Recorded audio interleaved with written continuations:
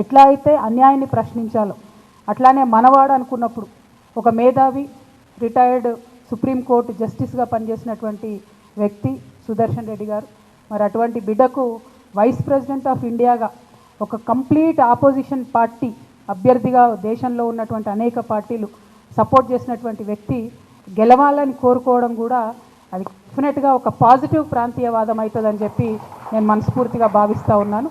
ఇది పార్టీలకు అతీతంగా తెలంగాణ బిడ్డ కాబట్టి ఆయనకు ఒక అవకాశం వచ్చింది కాబట్టి.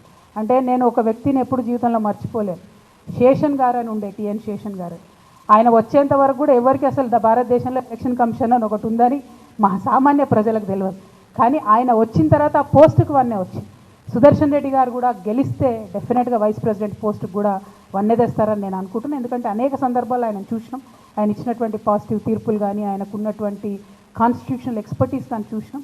అటువంటి అవకాశం వారికి వస్తే బాగుంటుందని చెప్పి మనస్ఫూర్తిగా నేను కోరుతా ఉన్నాను.